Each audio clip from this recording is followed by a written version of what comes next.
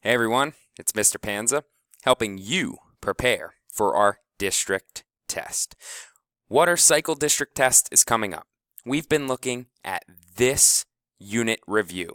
Today, we're going to go over the first two important questions. Lesson 1, what is the water cycle? And Lesson 2, how is the water cycle related to weather?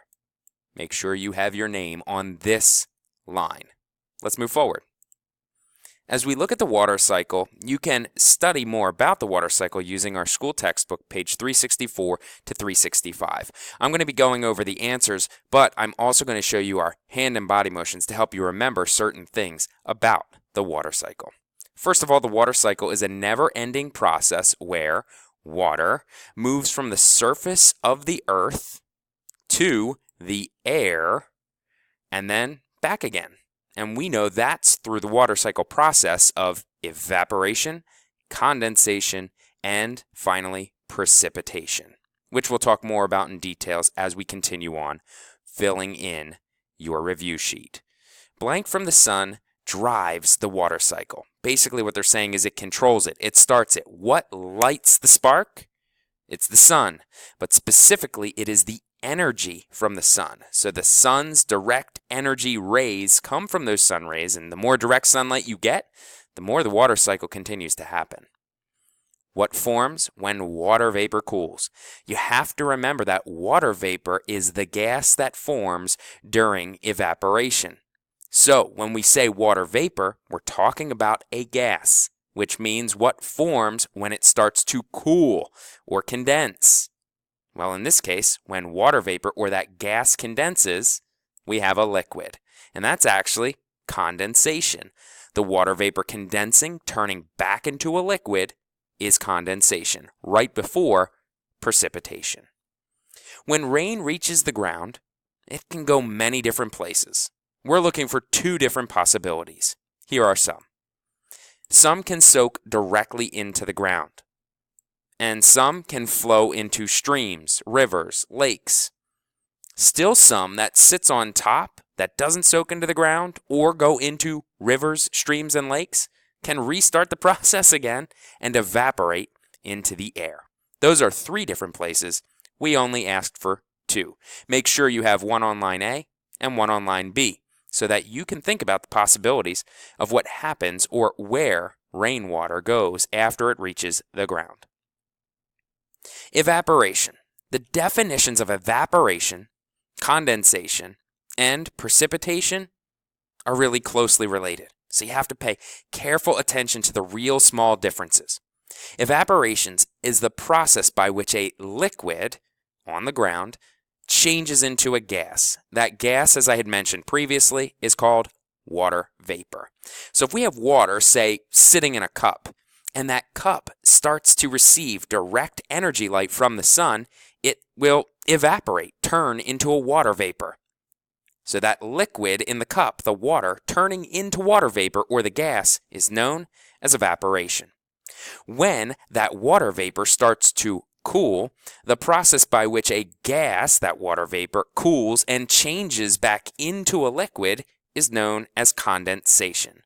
That condensation, as we see outside in our windows every day, is seen in the clouds. That's because each little particle carries with it some dust, and those little dust specks gather together, and after the evaporation condenses, cools, and condenses, they form the clouds in the sky, which takes us to the precipitation. But before we get to precipitation, let's ask a couple more detailed questions about evaporation and condensation. The first one, what happens to water during the process of evaporation? Well, energy from the sun comes down, direct energy light, warms up the water that's on the ground or in the ocean, or rivers, lakes, and streams, and changes it from a liquid into a gas. And again, that gas is known as water vapor. An example would be a puddle that's sitting in the street because it rained, and then all of a sudden that puddle disappeared. It wasn't magic, it's science. Or if you have a really wet towel out on a hot sunny day and you use it to dry off, it's wet, but then when you come back, maybe a half hour later, it's totally dry. That's not the water just disappearing. It's science. It's not magic. How about what happens during the process of condensation? Water vapor, as we mentioned, which is that gas, starts to cool. And when it cools, it changes into a liquid. So that water vapor condensing or cooling, changing back into a liquid, is nothing more than condensation. A couple of real-life examples would be water that you see on your air conditioner. That water is an example of condensation. Because there was water vapor surrounding the air conditioner, it cooled because of the air conditioning's temperature, and then it condensed and shows up as dripping water. Also, whenever I'm drinking water from my water bottle, I tell the students I typically fill it with ice. Well, when that water vapor starts to come off and it cools, I get all of these little water droplets on my water bottle. And that's because the little droplets of water are nothing more than water vapor, or the gas, condensing or cooling and changing back into a liquid. Let's flip the page and continue. When we're talking about page 368, groundwater and runoff, and they ask you to describe it in your own words. I realize that's kind of difficult because you read about it first, but then you have to describe it in your own words. One thing you can do is read it, then stop looking at it and write down what you kind of remember. In this case, what I wrote down was water that soaks not only into the ground until it hits rock, but then also finds these little real small holes in the rock and seeps through those small holes. The water that seeps into those small holes is groundwater from the precipitation. We're not going to observe the rainy days for day 1 and day 2, so you can skip those and go right down to the 4 different types of precipitation.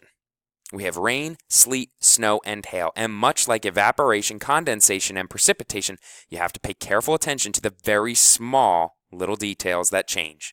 Rain, precipitation that is liquid water. Nothing more than water that has condensed and cooled and is coming down. Sleet, frozen rain made when rain falls through a layer of freezing cold air, which turns into ice. So think of it. You have liquid water, and it starts to fall, but there's a layer of freezing cold air, 32 degrees Fahrenheit. And once that liquid water falls through that freezing cold air, it turns into ice. By the time it hits the ground, that ice is known as sleet. Snow, which we all hope for here at school because sometimes you get off, is precipitation caused when water vapor turns directly into water vapor. I have a mistake here. Go figure. Water vapor turning directly into and forming ice crystals. What do you think that should have been? If you said ice, you would have been correct. Because again, precipitation caused when that water vapor or gas turns directly into ice on its way down to Earth and forms those ice crystals is the snow that we see on the ground. Hail, on the other hand, is something that kind of goes up and down over and over again and freezes and refreezes. So we have round pieces of ice formed when frozen rain is coated with water and refreezes. It's really cool when you think about it because you've got this round piece of ice that's really small and it blows up into the air and back down. It just continues to go up and down through freezing water. And what happens if you look at a piece of hail, the next time it hails here, you should take a look because there are these little rings in each of the ice balls. And that's because those little rings show you how many times that piece of hail was blown back up into the sky and refroze before it eventually fell to the ground as hail.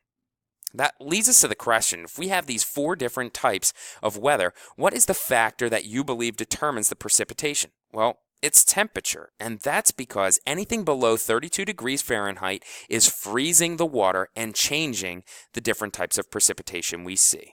Flip it to the next page as we continue with essential question 2. Severe storms like tornadoes and hurricanes. Once again, in weather, we have real small differences between the two. A tornado is a fast spinning spiral of wind. I want you to notice the difference though because hurricanes also have wind. They are large tropical storms with wind, but the wind itself has gone only to 74 miles per hour. Well, that means tornadoes have significantly stronger winds typically, up to 250 plus miles per hour. So both have winds, but hurricanes are a storm that form over water and are tropical storms and can continue to grow. Tornadoes are those fast spinning spirals that form over land. What may be a result of a tropical storm if it grows larger? Well, it would possibly turn into a hurricane. Typically, hurricanes, categories 1 through 5, start out as tropical storms. Tropical storms then grow bigger and turn into hurricanes, and as they grow, they then can also shrink back down into tropical storms. There are some precautions that we talked about with the students that they could take, and this is the last thing we'll discuss before we jump into lesson 3. What are 2 ways that you can stay safe during a storm? Well, really, there's a lot of different ways, so I tried to list as many as I could. Our community has safety rules. You should follow them. Know what they are and follow them closely. You can also watch television, listen to the radio, or a lot of the students now say on your phones there's different warnings that you can look for or updates on the weather, and you can certainly use that. And finally, I added this one. If there is a severe storm out there, you're much safer in here. Stay inside. Or if you're asked to leave the area, you need to get out as fast as you can. That's known as evacuating. Thanks for stopping by to prepare for our district test and following me with essential questions 1 and 2. I'll be back with another video with essential questions 3 and 4 another time. We'll talk to you soon.